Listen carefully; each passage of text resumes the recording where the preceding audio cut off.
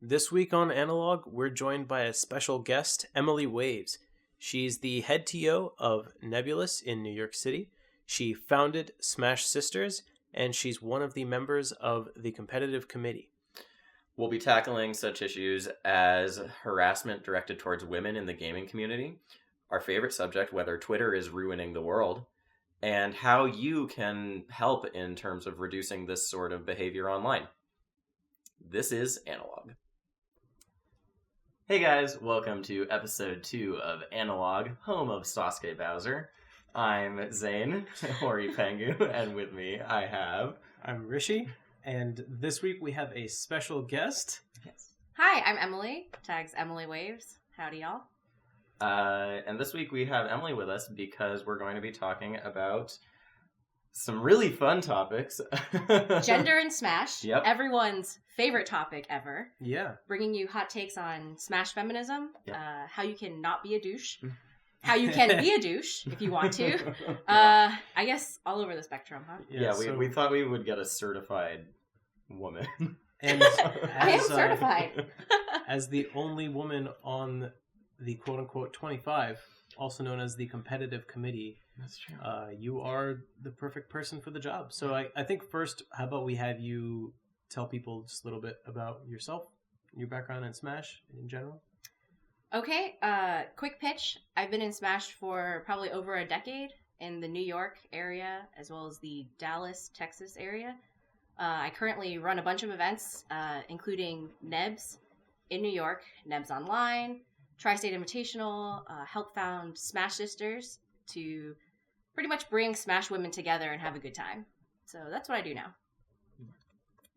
I'm adding Smash Sisters to our list of things to talk about. Oh. That'll be a fun one. Awesome.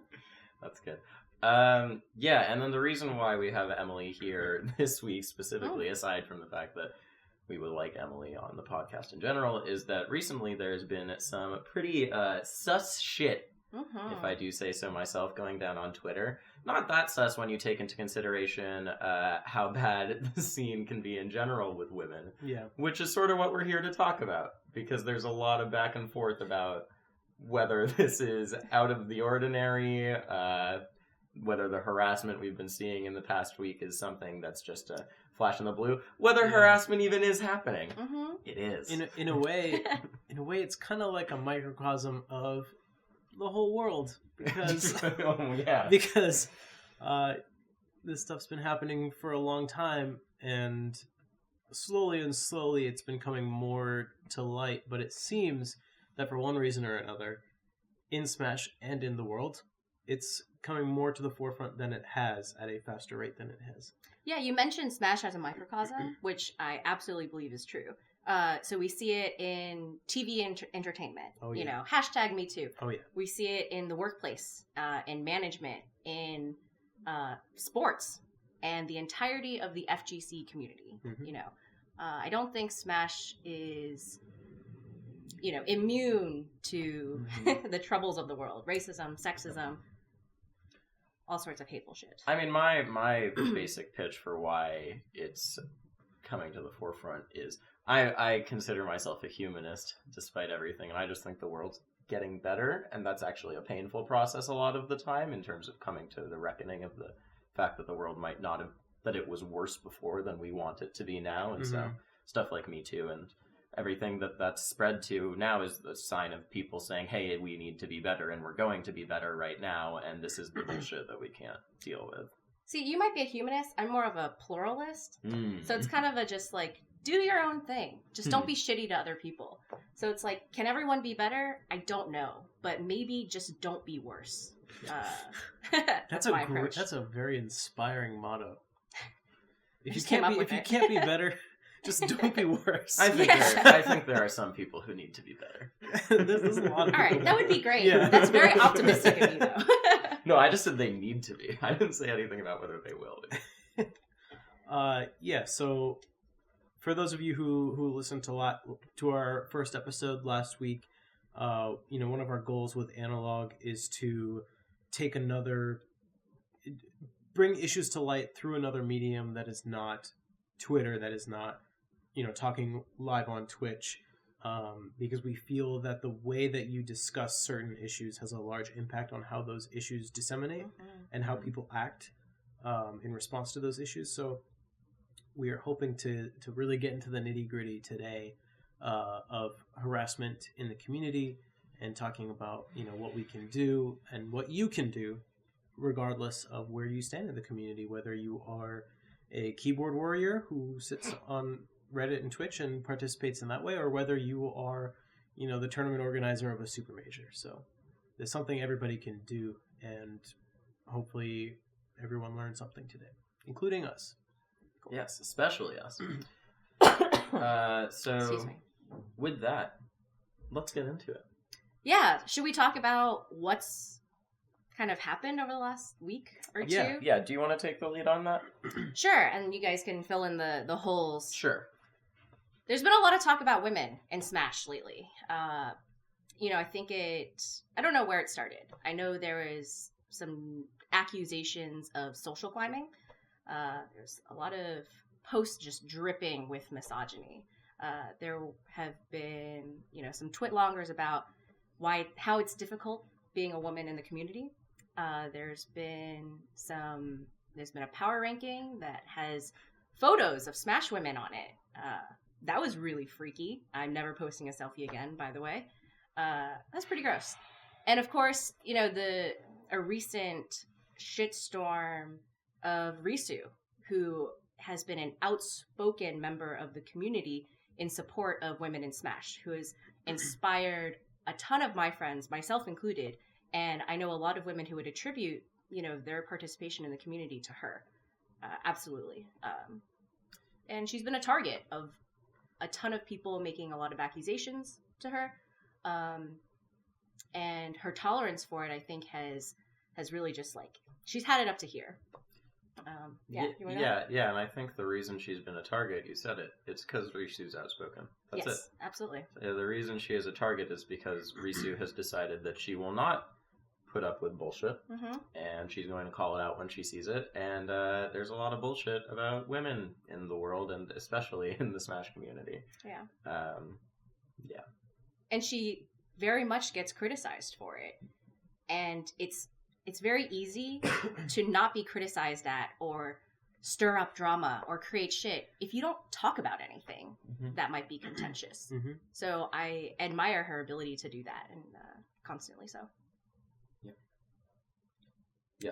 So one thing that's been going on a lot on Twitter is that Risu has been sort of exasperatedly trying to explain to people that even if they don't see harassment, or even if they haven't been direct witnesses to it, that they have to, respect people who are saying that it's there, respect women who are saying that it's there. Emily, you said you want to talk a bit about identifying harassment in the community, because it can go both ways in terms of people misidentifying it. So yeah, this is a hard one. I don't really have an answer. I've reached out to a couple of professionals who specialize in dealing with online harassment to get more information about it. And I have a feeling that a lot of people in the Smash community aren't prepared to talk about it either. A lot of what I think it is it's targeted, and it is persistent. So this isn't just somebody saying something mean about someone. We've all had people say rude stuff to us, probably been rude to others, I suppose. And I see a lot of people saying, this is just people being rude. Well, not really. This is a lot of people kind of ganging up on one person. It's like death by 1,000 cuts, where there's kind of no real accountability. There's a lot of kind of well, I didn't really say anything that bad. But each targeted comment at her, I think, adds up to what we can call harassment. Yeah, that's a really interesting perspective, because I remember seeing, I don't want to get too into the specifics because we don't want to dredge up the really nasty shit that's been said. But I remember a thing where someone said, made an offhand comment that was really disparaging, and when it was brought up said, oh, it was a joke. But I mean, aside from the fact that that you would make those disparaging comments is probably rooted in some innate sexism or dismissal of Risu as because she's a woman. the fact that something that's not that bad that you think is just a joke, if you're not the person who has to deal with it, and a lot of people probably do not know what it feels like to be the target of concerted harassment, you're not thinking about how that really is a tangible negative action. And that's the difficult part about identifying harassment. You know, it's easy when you get messages that say, and I've seen them, you know, die bitch die, I'm gonna cut your throat, like these kinds of things, which I've seen a lot of. But when it's more of a, oh, it was just a joke, like how do you, like where do you draw the line? How do you say, yes, this is harassment, and start taking a stand? I don't know. It might be one of those things where it's like, this definitely feels like harassment to me. So for the person who doesn't necessarily understand, you know, hasn't had that experience of being harassed, or, you know, I guess what I'm saying is, like, if you have someone who has trouble empathizing with somebody else who is the target of harassment, how should that person, you know, go about educating his or herself about that issue? Like, what can that person do if you're in the Smash community and you kind of feel lost on this issue, and because of the fact that you aren't really sure where to start, you're kind of keeping quiet about it, which I think is a lot of people in the community. What can that person do? I don't know. To make a difference? What do you think? I mean, especially because, you know, you all are not women, I don't think. Like, how do you think that you've been able to contribute? Or what do you think that other people who aren't women who face this directly should do? I would probably... I think it's important to show where you're coming from, and then be able to ask a question and not be judged for asking your question. And I think that aspect will come down to all of us. If someone isn't sure about something and they genuinely want to learn how to handle these issues better, we as a community should be, you know, we should have that goal in mind of what we want our community to look like, and we should make it okay for people who are not totally, you know, they don't have experience engaging and discussing these issues.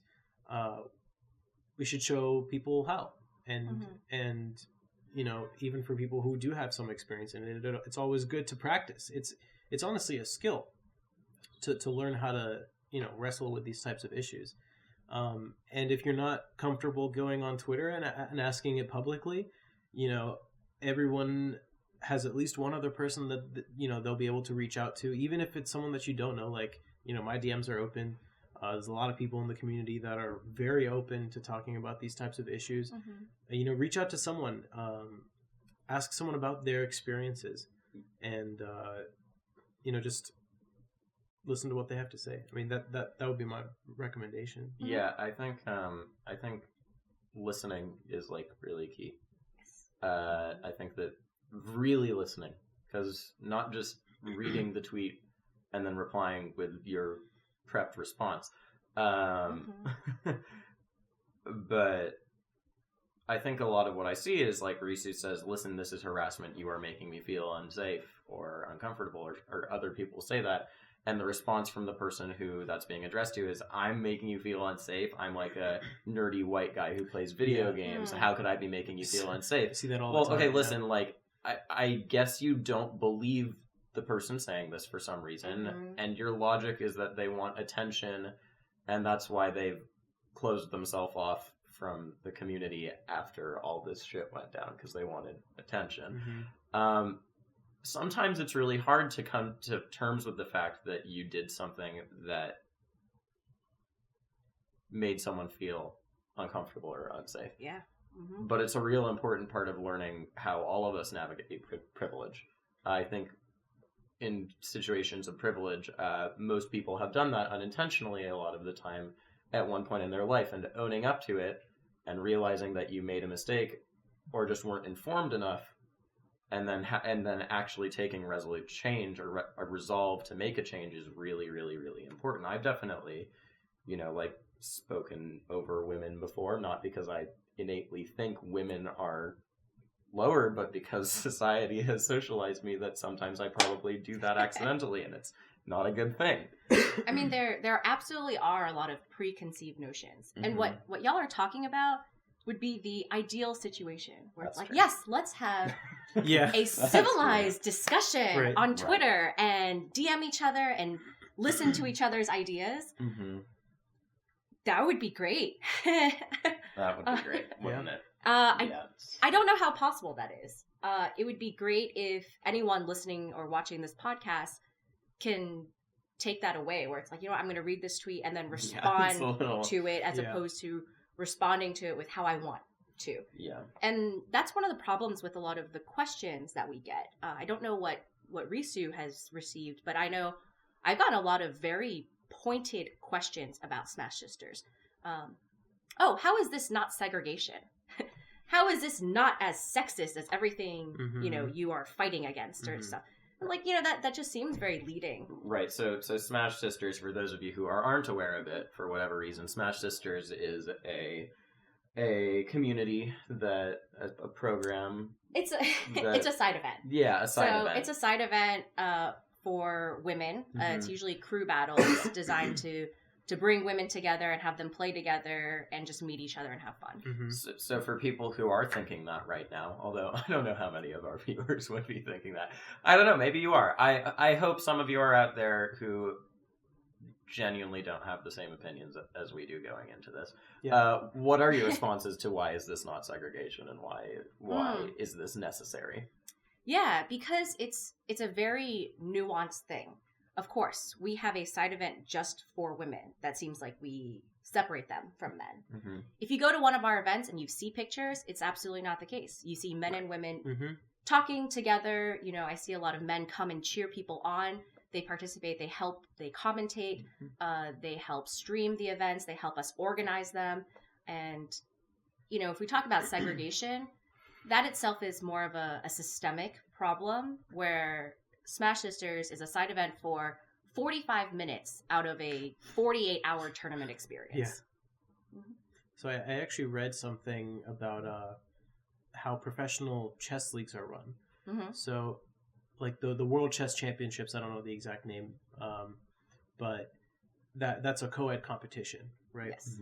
And just like esports, it seems like there should be no reason for you to separate between men's and women's because it's a mental game, et cetera, et cetera. But there is a women's only professional chess league, and the justification I heard for the creation of that league is for it to encourage women to pursue a career in professional chess, and it kind of provides you a community and an atmosphere in which you can feel comfortable in an otherwise largely male dominated competitive game. And ultimately I think it comes down to like what is accomplished. And from as far as I can see, and you can tell us more, Emily, it seems like Smash Sisters has been successful in creating a space for women in Smash to feel comfortable, engaging with people and engaging with the community. Yeah, I certainly hope so. In terms of how the chess league is, there's a lot of socialization that we get at a very early age that just says, women can't be a professional gamer, or going into gaming is a boys thing. It's a lot of things that we face that we feel are innate just come to us as young children. So that might be how we address things. I honestly don't know. There's like 1,000 different reasons out there about why the gender disparity exists in the FGC. But in terms of Smash Sisters, I'd like to think it's a success. I don't know. I think that people think about it very positively and that they've had very good experiences at the event. So I think in that case, it has been a success. I've definitely seen people. I think actually the fact that it's crew battles is so elegant too, because I mean, I don't, so with the female chess league, the women only chess league, can they compete in the same league with men, or is it two separate leagues? I think you can do both. Okay, so that's really cool. I like that. But I think one of the reasons why the fact that crew battles is such an elegant, I think is such a really, really nice way for Smash Sisters to be formatted is that women who want to compete, like in bracket, you know, for the actual tournament, quote unquote, absolutely can do that. But it's a place where competition and community is still fostered, and that can be a safe space for women. So yeah, exactly. Crew battles are just like the perfect format for that. It's really good. I totally agree. And like you know, a lot of people ask, hey, why don't women compete in the singles bracket? It's like, what? They do. Why wouldn't they? You know, we always have it like in the, you know, between doubles and singles or after pools kind of thing. And, you know, this is not to say that Smash Sisters is the only, like, or an only way to address the problem. I'd love to see more things targeted at women to promote that kind of camaraderie. Yeah. I want to go back to what you said about like the socialization of boys and girls, where, you know, it's like, this is a boys thing, this is a girls thing. I've been listening to the ESPN esports podcast recently, and I think in the past few months, the first woman was signed to the Overwatch League, like Geggery. Yeah. And one of I think it was Rachel Gu who was hosting the podcast. I think it was her talking about you know, why there's only one woman in the entire league, and she brought up that point that there is that socialization from an early age, and it does come down to, like, you know, your cultural background. Like if you're like a, you know, preteen boy, it's considered normal for you to be playing Overwatch, but if you're a preteen girl, you know, all the signaling you get in society is saying, like, do this other stuff. Why play Overwatch? Well, do you know the story behind Geggery? Actually, it's it's ironic because it's emblematic of the fact that it's nearly impossible for women to get to the top level without facing this sort of disparaging and dismissive comments. Because the story behind Geggery, so Geggery is a South Korean player who is now actually playing for a Chinese team in the Overwatch League, the Shanghai Dragons. They were in last place before adding her, and she's like, they're hoping she can pick up their team. So the story behind Geggery is that Geggery was on a team called the Rocks Orcas, or no, she was on a different team before that, and in a match against another Korean Overwatch team that was streamed, the enemy team accused her of cheating because her tracking was too good. No way. So she plays. So Geggery plays Zarya, who is primarily a tank character, but is capable of the highest damage output in the game if your tracking is on point and your skill usage is on point. And so they said her tracking was that she was obviously aimbotting, because if you looked at the screen, it was obvious how she flicked it, that there was no way a player could be doing that. So what they did is they had her do a live stream, an exhibition stream, with a hand cam on her mouse. You're kidding. And that was the only way that this woman, who just happened to be really, really fucking good at Overwatch, could be accepted as a professional player. She literally had to prove that she could be that good, because people just couldn't comprehend it. And like, let's bring that back to Smash. I feel like I see that in Smash all the time. Especially, you know, if we bring it back to the events of this past weekend, I saw a ton of tweets where people were just like, Risu, you don't even play the game. Which is not true. She literally posts a picture of herself from 2002 at a tournament where she's like trying to like hand cam a match or something. And it's like I get a lot of like, oh, do you play this game? Oh, are you here with your boyfriend? I'm like, oh so my god. Funny, right? Like, and I'm organizing this tournament. It's actually so funny too, because welcome to my tournament. Your approach to the game, like, it's so funny because your memes are such degenerate Smasher memes. You're like, I'm playing Falco now. It's like only someone who plays Smash would think that's funny at all. It is. I do play Falco. God. But it's, you know, it's really disheartening to have to go against that. Or once you overcome that, okay, you're a Smash player now. Oh, you don't play Peach. That's amazing. Oh God. I've received this compliment several times, and I can't help but kind of, I think I glared at the last person to say that, and it reminds me of what you said. It's kind of like, well, maybe they were innocently, asking questions or making comments. Right. But after a while, it's like you can only have so much tolerance for ignorance. Mm-hmm. And so maybe this person had no ill will, no ill intent, but I just approached it. Are you Rousseauian or are you a Millsian? Do you believe that it's the intent behind your actions or the consequences?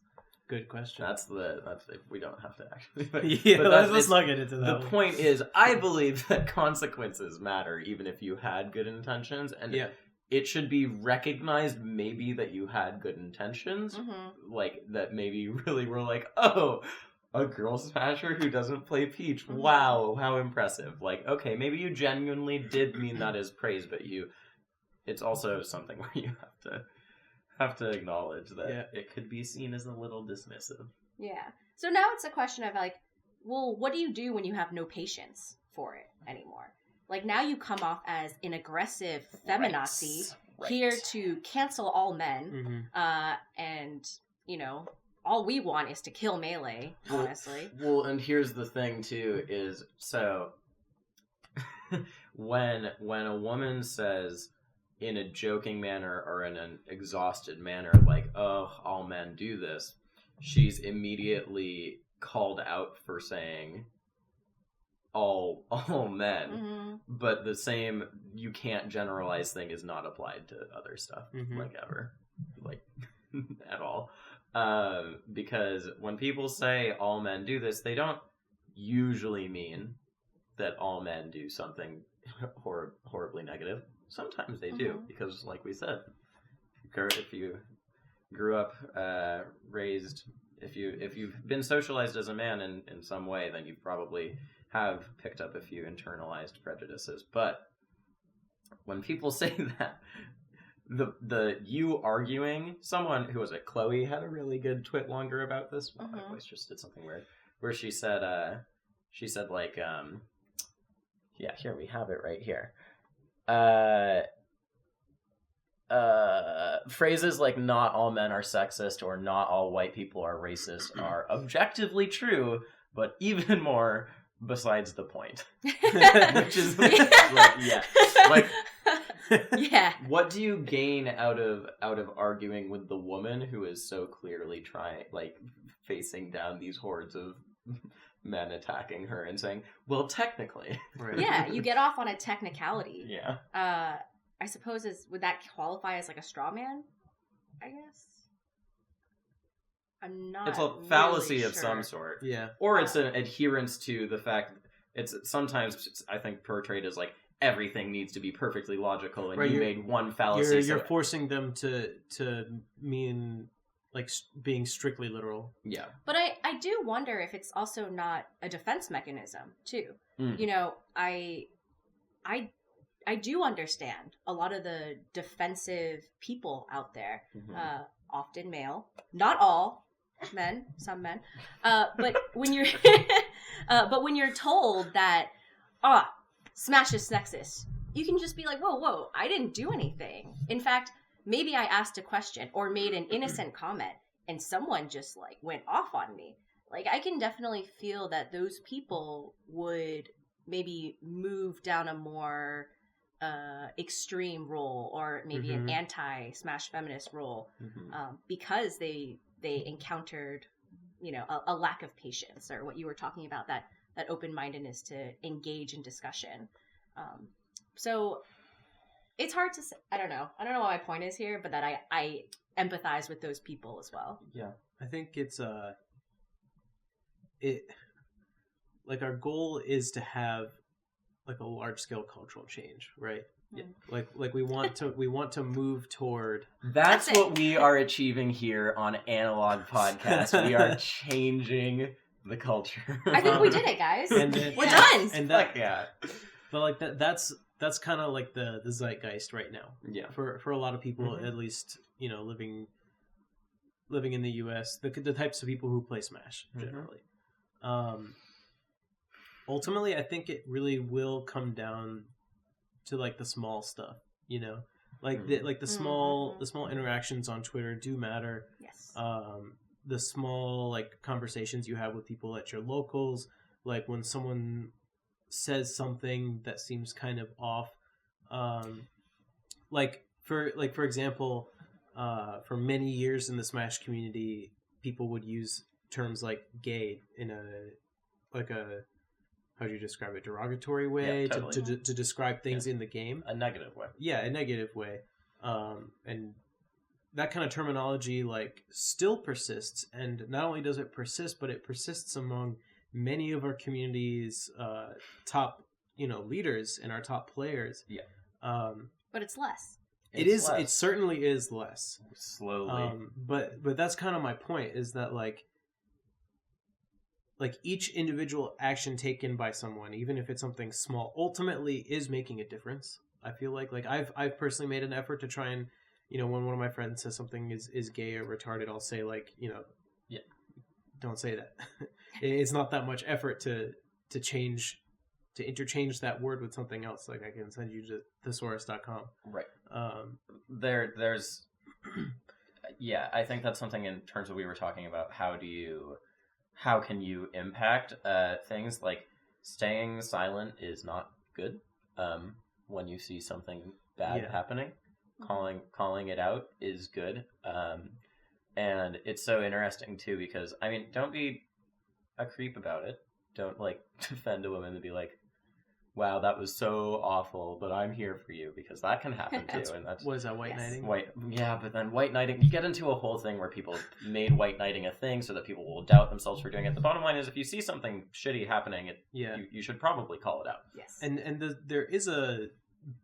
there's like a stigma associated with calling things out to an extent, like getting ridiculed for quote unquote making a big deal about trying to say something that might make one extra person feel included.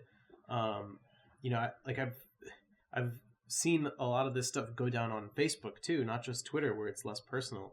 But it happens with people who see each other on a weekly basis. And I've gotten messages from people who say so-and-so's usage of this word actually made me not feel welcome in my local scene. Because some of these local scenes are 10-man locals, 10-person locals, I should say. Yeah, absolutely. And, right? No, it's even, and we're not talking about bumfuck nowhere, Kansas locals too, because it's Kansas, I'm sure you have a great Smash scene. We're trying not to be disparaging.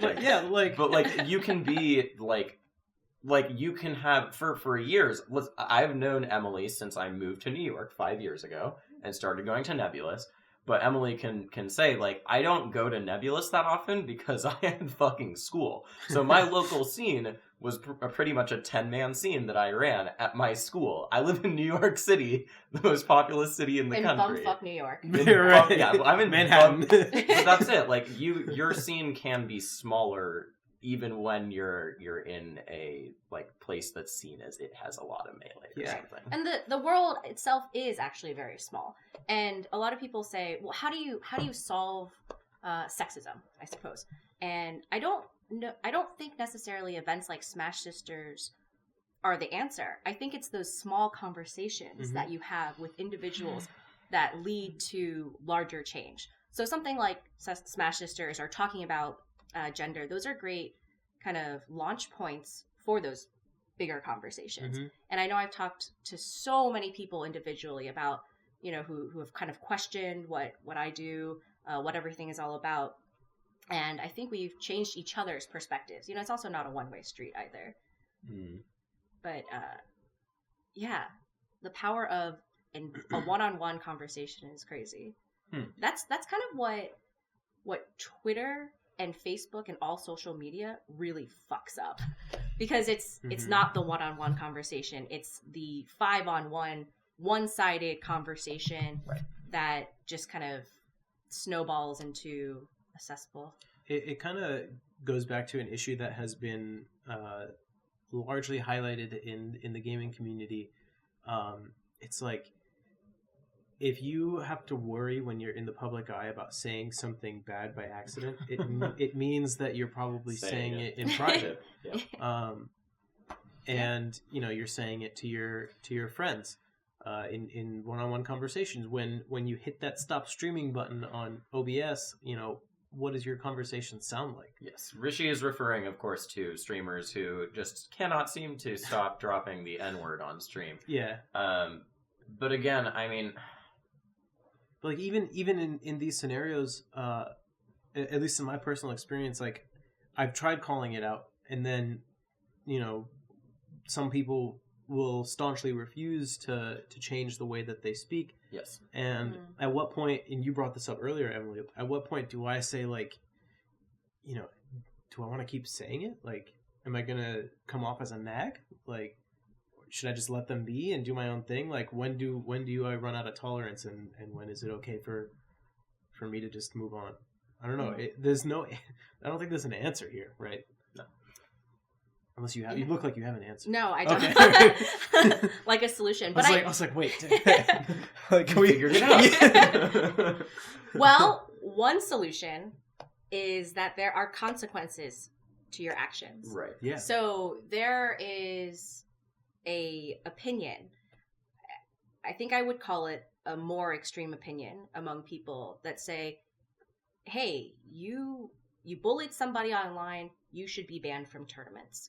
Mm-hmm. And on one hand, I agree. Yeah, you're a total dick. Don't come to tournaments. On the other hand, I believe that people should have second chances, or I guess in your case, third chances, fourth chances for your friend. And that, maybe we could have a warning system or something.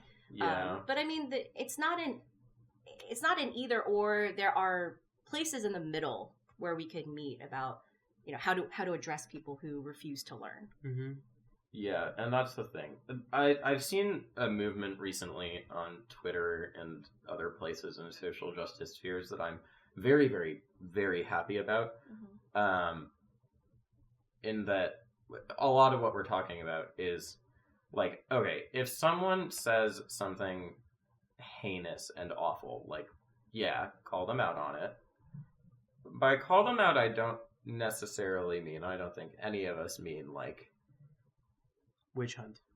I don't know, not witch hunt, but you don't need to belittle the person and like publicly shame them. Yeah. Okay, yeah. In some cases, that actually might be necessary because the person's actions can be maybe harmful to other people. Mm-hmm. Mm-hmm. But there's been a recent thing where it's like, don't pretend that you were always woke. You probably had to learn this shit, and there are other people who have to learn it too. Mm-hmm. And explaining to someone why they're wrong. It's okay if you get upset because, like what Emily was talking about earlier, like at some point it's reasonable if you get fed up having to explain it to person after person after mm-hmm. person. So that's totally reasonable. But also, like, don't just forsake someone, I guess. Mm-hmm. Sorry, I don't want to make a mandate. I feel like we've been saying a lot of don't do this. Right. But that's just because it's a really tricky area to navigate. It is, yeah. It actually leads to those sort of statements, but yeah. As you can see, no one has mastered the art of going through these kinds of issues. But I think it's important that we're trying. Yes. Right? Yes. I do think we have to take a quick break. Yeah. But we will be back very soon to talk about more of this stuff. I'm loath to leave the conversation right now. And I think specifically about leadership and how we can address this sort of stuff going forward in actionable ways, and how it can turn from, do we ban this player, into, like, who's saying what we might be able to do. So more of that after the break. This episode of Analog is brought to you by us, because we don't have any sponsors right now. And if you're interested in supporting this podcast, please email us at analogcast@gmail.com. But in the meantime, we'd like to take this break to tell you guys about other projects that we're excited about. Yeah, because we said when we started the first thing, like, we know we're not necessarily doing anything super unique, and that's actually really true. There's a lot of people making really cool things. So until we start raking in that sweet esports money, we're going to use our break to talk about other podcasts or other content too. So this week's featured shoutout, we'll come up with a catching name later, is the Melee Stats podcast, who actually released on the same day as us last week, day. Their first episode. But that's a podcast comprised of Save as Untitled, Edwin Budding, Gimme Dat Wheat, and Ambi Sinister, who are some of the people behind Melee Stats. They do a lot of seeding for tournaments, and they know a lot of history, and a lot of them just make really cool content on their own, too. But this podcast is just a meeting of some really actually interesting minds in Melee who you might not be able to hear from that much, talking about behind-the-scenes stuff. And you can find that on Save as Untitled's YouTube channel. Yeah, I would recommend it. So if you are enjoying our podcast and you are not getting enough of that sweet, sweet Melee chat, go check them out. Turn off ours right now and go listen to them. Okay, we'll bring you back to the conversation now. Yep, thanks, guys. Hey guys, welcome back. Hope you enjoyed that plug from our sponsors. We're back talking about some very lighthearted and fun topics like sexism. The other day I saw a thread on Reddit that was, what is your unpopular Smash opinion? Your controversial one. And I wanted to type in, men should stop harassing women. And see how controversial that would be. Shit. I wonder how many points that would get. I feel like it would sit at a good -1 or something. Like it would be if you sorted by controversial. Yeah. Maybe I'm wrong. I don't know. In any case, in light of a lot of the issues that have been brought up recently, a lot of people have kind of felt like there's a lack of leadership. Like there's a void where we should be getting, some sort of guidance from, some mythical place. And it's kind of interesting because the way the community used to be formed was like the hub was Smashboards, and on our last episode, if you guys heard, we talked a bit about how information disseminates and the pros and cons of using Twitch and Reddit and forums and Twitter and all that. But now it's kind of all over the place, and the closest thing that we seem to have is the quote unquote competitive committee that we mentioned a little bit earlier, which is comprised of the 5 and the 25, which is the panel at large. And they were formed to create a rule set for Melee specifically, and they were kind of sticking by that original mission statement. And then some people like me kind of argued that there was an implicit community leadership aspect of bringing all of these people together. And, for those of you who don't know, originally Emily was not on the panel. And then there were no women on the 5 or the 25. Yeah. They went out of their way to include diversity in every other way, but not that way. I mean, it's a whole nother topic. Yeah. I'd rather not dive into it. Sorry. Yeah. But yeah, y'all are right. There was, a very, people adhering to this idea that it's only about gameplay. Like, we don't want to talk about anything else. And when you say like there's like an implicit leadership aspect to it, I totally agree. Because while they really didn't want to talk about, let's say, like community guidelines, why shouldn't they? Why wouldn't they? They have a great room or forum of community leaders, top players, streamers, TOs, like all across the board. Why wouldn't they want to address certain issues? Right, and that's what we're seeing now is like you said before the break that there's differing opinions of like if someone harasses someone online, do we ban them? And that's a whole thing into itself. But the other issue is who does decide that? Is it just your local TO, and that then it has to be decided sectionally between each thing? But if we have a leadership council, of which there's been a lot of fuss made about, then shouldn't it sort of deal with that stuff? I would hope so. So what I've done today is propose that to the group of 25, where let's create that special council and deal with this now. They talked about, we'd create like a special consulting group where we can figure out, what the best way to approach specific issues are. So hopefully we will do that. And it's gotten support from the group. And I think, Tafo's in support of it. Sheridan said he'd like to be a part of it. PP said like that would be great. Sleepy, everyone they want to do it. Mm-hmm. It's hard because I think a lot of people don't necessarily want to be a part of it. It's a hard issue to talk about, and a lot of times you're going to attract controversy. So I admire the people who are going to step up, and I'd like to see what really happens. So is the special counsel that you're proposing, is it like a generalized leadership group, or is it more specifically tasked with dealing with issues like discrimination and harassment in the community? Yeah, I think it's going to be the latter. Okay. But I'm not sure yet. Right now it's still just an idea with people who are kind of vaguely in support. My current objectives, I want to set a few, which is how do we define and identify harassment? How do we support those who are being harassed? And then how do we take action against harassers, either as individuals or as a group? Does that include just like a talking to, like a wrist slap or a full ban? I guess there's a myriad of different punitive measures we could take. Yeah. Can you remind me if the competitive committee did put forth the word for it is slipping my mind, but like a code of conduct? Code of conduct, exactly. Did they put forward? Did you guys put forward a code of conduct? The 25 did not, but in the original rule set put out by the 5, it included a code of conduct. That was pretty lengthy, actually. Okay. Yeah. So you mentioned that it was something that the panel saw as possible originally to create this type of council. Mm-hmm. And I think you mentioned that the council doesn't necessarily need to be comprised solely of members on the competitive committee. Is that true?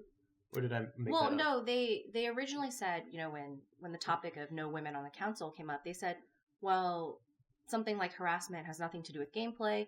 If an issue arises, we would individually consult with people. I see. So now that you're faced with potentially creating this council, mm-hmm. Would you invite other people onto the council? Yes, absolutely. Okay. There have been people who say that we need continued representation. I myself am not really comfortable being the spokesperson for women. Women. sorry to put you on the show. Yeah, I'm not qualified. But women are a diverse demographic. We say, oh, women in Smash, but like that's as vague as saying men in Smash. What do men in Smash want? Harass women. Okay, that's what we learned. Well, that might be what you want. Some people want other things. Let's back up. People want different things. People experience things differently as well. Mm-hmm. Not all men and not all women have had the same experience. Can you be a little bit more specific in why it's important to recognize the diversity in experiences between women with what's going on right now? Yeah, so a lot of my experience with like women in Smash is Smash Sisters. And one comment that I get all the time is, well, I know this one girl in my community and she's totally fine with being the only girl there. It's like, come on, dude. Like, one woman, that's your sample size. N equals 1. You should know that's horrible. And you're going to glean some kind of insight from that. And there are a lot of women speaking out today about their own experiences, which I absolutely support. You should talk about your own experiences so people can empathize and understand where you're coming from. But to use that experience to put down other women or other men or any other people, I think can be damaging. I don't know. Do y'all have any thoughts? Yeah, I mean, that's definitely something that has come to light recently, along with all this other stuff. But I don't. It's so hard to go at this issue without sounding like we want to tell people what to do, But yeah. I guess, oh man. Your most preachy episode yet. Right. Honestly. Episode 2, and we 20 things you shouldn't be doing. But that's our title. 20 things you shouldn't be doing when talking about women in Smash. But I guess like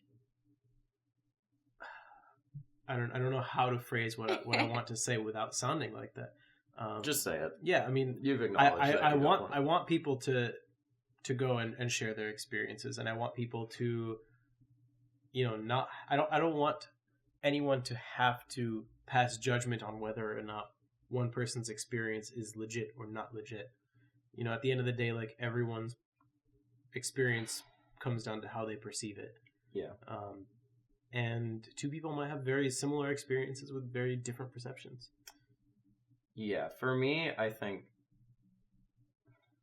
something I try to, since we're talking about it being a preachy episode, something I preach a lot is that gray areas are actually, I think that a lot of detractors of social justice, who call people social justice warriors, think that everything is black and white, or they paint it as being black and white, like, we want this one thing and you can't do the other thing. And I think actually a lot of social justice is about recognizing the gray areas, specifically in terms of, like, calling someone out for doing something bad is not making something black and white, unless you say this person needs to be,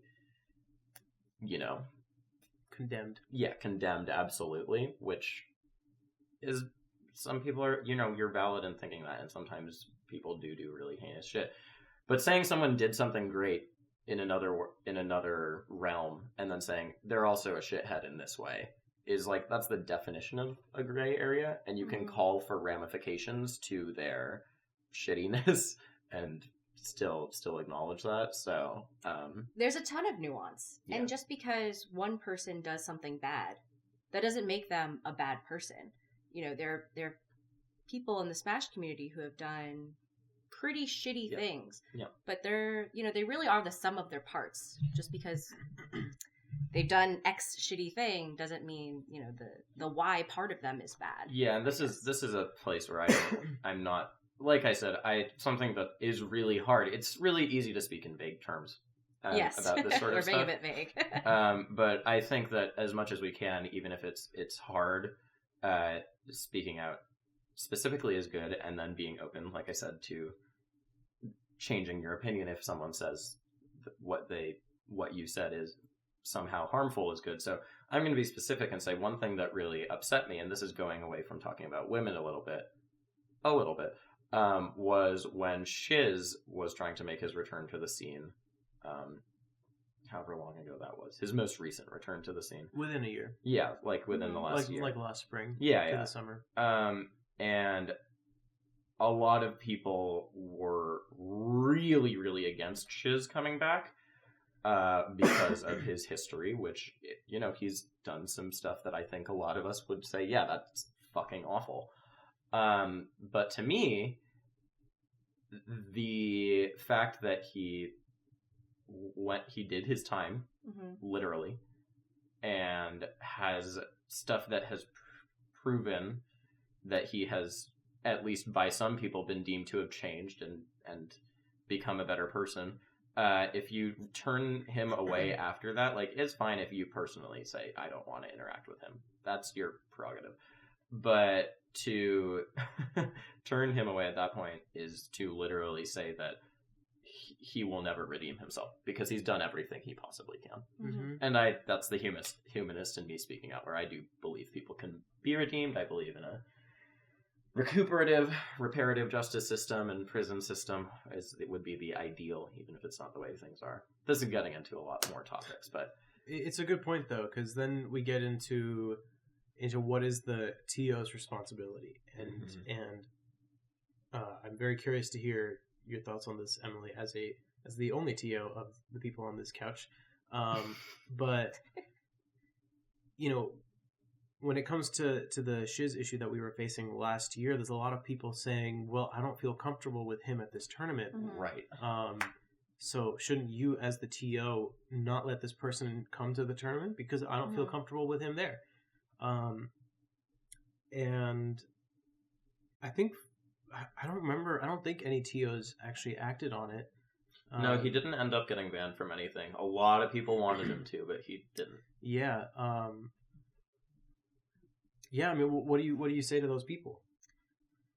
Well, first of all, hard agree on your opinions about, reform. Mm-hmm. In general, I don't believe in lifetime bans in the Smash community. Mm-hmm. I think that people can change and that they deserve a second chance. I've witnessed it firsthand. It's kind of a shitter in New York City, like this little 15-year-old boy, piece of shit. And once he was called out on his shitty behavior, he was like, "Oh shit, yeah," and he totally changed. He's like, "Yeah, I'm not gonna say faggot anymore. I'm not gonna try to bribe people to make it out of pools." What? I didn't. Okay. But Anyways. such a great attendee nowadays. Yes. I'm not gonna lie. I think he's a great player in the New York community. I'm not gonna name him. But fuck, where are we really going with this? As a TO, the overall comfort of a Smash tournament, yeah, that's a huge priority. I guess I just think that people deserve a second chance. There are a lot of things that can make people uncomfortable at tournaments too. We don't outright ban them. Mm-hmm. People being loud, people drinking, people cursing can make people feel uncomfortable too. We don't ban that stuff. And so I think in this case where it's a single case, a lot of individual conversations need to happen. So if you feel uncomfortable in your tournament, talk to your TO and make it known, and then see if we can come to a compromise. Moderation is key. Compromise is key, and trying to understand, why things are the way they are is super critical.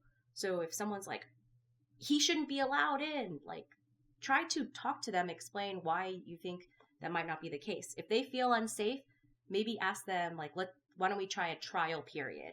I will keep an eye on you at a tournament. Let's see how things go. Yeah. There's parole for a reason. That does suck, though, that it's the person who feels uncomfortable that has to take the onus to change things, right? Mm-hmm. I mean, like, I don't have a solution for it. I think everything you said makes sense, but it is an unfortunate I think reality. Yeah, I think bottom line is that people have the right to go to a tournament and experience it. Mm-hmm. So long as they are adhering to the code of conduct, and Which is what we need. right. Yeah. And at least in my view, TOs are going to do what they can to make every attendee feel comfortable and have a good time without, trampling on another attendee's right to the same experience. Right. But to what extent? Yeah. So that's the question. Do you think there's a distinction that has to be drawn between making someone uncomfortable and harm? And I use harm as a very broad thing, but is that the distinction that has to be made? Like, even if it's emotional harm or that sort of thing? That's a good question. Yeah, maybe. To an extent. That's really... that might not be what it is. It's really hard because I don't really have any personal experience dealing with it. Mm-hmm.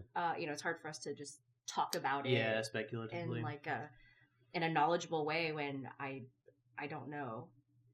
But I think, there are reformed criminals too, who might be in the workplace and will not disclose the fact that they've committed some kind of violent crime. Mm-hmm. And because there's a lot of stigma against it too. Mm-hmm. I don't blame them. And a lot of people might say, oh, I don't feel comfortable working with an ex-convict or something. Do those people deserve another chance? Do the other people deserve to feel safe? In an ideal world, yes. Gray areas. Yeah. It's a gray area, case-by-case basis. Yeah. So, going... related to this, but going back a little bit, we've all talked at some point so far about someone saying something and then them being subject to absolute condemnation. When I'm trying to envision these scenarios, I can't envision it in any place but Twitter. For some reason, when I hear about it, in my head, I picture someone tweeting something, and I picture a reply. Because all that stuff gets banned immediately off Reddit. And otherwise, the only place you see it sitting in a lasting location is on Twitter. And I guess I just want to talk a little bit about how, kind of a running theme on this show is like how the medium through which we're communicating shapes the content of our communication. So this is actually something I was going to bring up, so I'm glad you reminded me. Why was it that I wanted to bring it up before? Because we were talking about nerd logic in the Smash community and how you like people are like, well, technically this thing you said is wrong, or they want to. So actually, 3 years ago now, Genesis 3. I had a lot of people calling me faggot when I was on commentary, which, is this run-of-the-mill Twitch stuff. But because of what had been going... And I am bisexual, so I felt like I wanted to talk about it and not just let people call me faggot, which, sounds like thin-skinned, but I really do genuinely think it wasn't that. It was just something I wanted to talk about because... In the week leading up to Genesis 3, I had been watching a lot of Melee streams, obviously, because I was fucking super hyped for Genesis 3. I'm from the Bay Area. I didn't get to go to the first two, but I started playing right after. It was going to be the best tournament ever, and I was commentating it. Oh my god, it was going to be amazing. And I saw some streamers, like some popular Melee streamers, using the same word. And so I made a Facebook post in Melee It On Me. And that was where I made a Medium post and I posted it on Facebook too. And most of the discussion happened on Facebook instead of on Twitter. And that was really, really interesting seeing that carried out. Obviously, it was the opposite way because I was not being condemned for what I was saying. I was sort of like the one saying like this sort of shit needs to stop. Yeah. And like we need to consider that we might not be the most inclusive community ever. But it was really interesting to see it play out on Facebook because you saw things tunnel into these completely irrelevant points that were just useless in the same way of like getting into whether every man is sexist or not, where people were like, well, personally, I think that no one should ever call anything gay in a negative way, but you can't deny that calling something gay means something that you can't use any other word for it. Like, we get it. You want to call the puff gay when she camps the ledge, okay? Like, okay, fine. But it was so asinine. Well, I mean, so the Twitter, like how Twitter is structured, literally is antithetical to in-depth discussion. Yes. You only have 280, previously 140 characters, and we're reaching that 280 limit already. Yeah. And it's like, no, get to the most shallow point you can in this discussion. Yeah. I think threads are not chronological. They are possibly by amount of likes you have. Threads usually are chronological. Oh, they are. Like an actual thread. The thread itself. But the replies to it are ordered by popularity, traffic. I think. Yes. Okay, yeah. So that's also, a reason why it's not there for in-depth discussion, but why it's easier for people to just kind of get involved and to bandwagon and become like an echo chamber. Yeah. And hit like. Mm-hmm. The more we talk about this sort of stuff, though, like the social media stuff, the more I'm also realizing that, yeah, I think, like, I want us to all go back to... Oh. I want us... Rishi's dishwasher just went off. I want us to all go back to forums forever. That's my old Luddite brain speaking. But I do love Smashboards. Yeah, but we talked about this last time, and we decided that if we switch back to Smashboards, everything would be fine. Yeah. But also, like, Twitter's great. It sucks, but it's great in a lot of other ways. I definitely feel connected to like more pieces of the scene than I ever did when I was lurking Smashboards, and that's because the scene has technically grown also. But those conversations are going to happen on Twitter. I don't think we're not going to move people away from talking on Twitter. Yeah. You sort of just have to deal with that. And you can, if possible, talk about it in private conversations and in more protracted ways. But, like, we got to deal with how to talk about it on Twitter, too. You can't just ignore that. Yeah. So, similar to our topic before about how Smash is a microcosm or, reflective of the real world, Smash Twitter can be a shit show. Political Twitter is a shit show. Twitter all over the place can be totally shitty. And, I don't know if we can answer that. How the greatest minds of, like, technological advancement are like, I don't know what to do. No, they figured it out. They changed it to 280. Yeah, exactly. Although I do want to go back to what you were talking about, where you see, I think it was Twitch chat saying gay and fag a lot, or yeah. Is it mostly Twitch chat? Yeah, it was Twitch chat mostly. So there was a study done about Reddit and subreddits, and they implemented a very strict moderation policy against, like, hate speech. And they shut down comments, they banned accounts very quickly in one of a big controversial subreddit. And they found that instead of springing up in other subreddits, or instead of new fake accounts coming along, it just kind of dispersed. And I really... It just went away? Or it lessened to a great degree. Huh. And I really like this lesson, because people... I'll link you to the article. But, people say moderation won't work.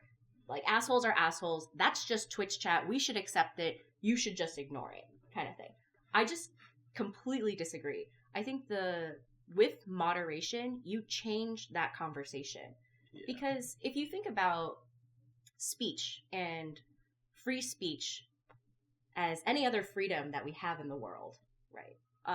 Most of our freedoms are limited. Like, you can't just, like, kill or rape someone as you would like, or steal from people. Okay. And once we put those confines on, like, your basics, don't be shitty to other people, if we apply that to freedom of speech, I think that can, create a more civilized discussion. So we talked about a lot. Yeah. I don't know if we answered anything. So it's kind of a question of, what can we do? And I think one of the big things as individuals is show your support. Show your support to people when they need it. When people are attacked, it really sucks. I think some people say, like, for every one bad negative comment or tweet at you, you need like 20 positive ones to kind of overcome that. I don't know about you guys. I always remember the shitty tweets at me way more than the good ones. Yes, definitely. For sure. So that positivity is highly welcome. I think the other thing is to remember that, to try to keep an open mind, that things aren't black and white. There's a ton of gray area, and it's hard to know what's right. And it's okay to keep asking questions too, but understand that maybe your questions are met with impatience too, but that's okay. Like, try to understand where the other person is coming from and basically keep an open mind. And then I think lastly is that if we don't really have any good solutions to address these problems, I think that's okay too. I think the worst thing that we can do is not do anything. So let's just try some shit out. Let's try it. Let's be super aggressive about bans. I don't know, maybe. Or or not. Censorship. Or be aggressive about warnings. I don't know. But the important thing is, let's try it out before we decide to say no to any of them. At least, like, let's give the old college try. Yeah. Cool. Thank you so much for coming on, Emily. Thanks for having me. Sorry to make you the one woman when we talked about that, but we really appreciate it. Yeah. Where can people follow you? What should people be looking out for from you? Don't follow me on Twitter. Okay, do not follow her. Which we've established as the worst medium for conversation. Not going to be in the lower thirds. I guess they can. It's at Emilywaves. It's at Emilywaves on Twitter. Yeah, I suppose that is right. Otherwise, I think they can find you at Nebs for the rest of this month. Yes. Yeah, gosh, yeah, Nebs is... Mm-hmm. Yeah, we'll talk about that another time. Oh, God. Yeah. But, yeah, thanks so much for engaging with us in this conversation. There will be many more conversations to be had. I think this was a pretty productive conversation, even though we didn't come up with any definitive answers. You know, totally we're trying stuff, fine. and like you said, that's what people should do. Try stuff. Follow us at analogcast on Twitter, analogcast@gmail.com if you have any questions. And since we talked about this so much, if you have any questions, please do send them to us. Please reply in the YouTube comments. Keep things civil, since that's what we were talking about. But yeah, talk to us on Twitter about this sort of stuff. Not Emily, but the rest of us. I think Richie and I, we really do want to talk to you about everything, but especially this, since that's what we came to. So yeah, at analogcast on pretty much everything. SoundCloud, Twitter, Gmail, and hopefully we'll have a custom YouTube URL soon. So, definitely look out for that in the near future. Right now we're only on YouTube and SoundCloud, but more to be seen soon. Yeah, that's all for this week. We'll have another episode coming at you guys next week. Thanks so much. Cool. Thanks, y'all. Bye.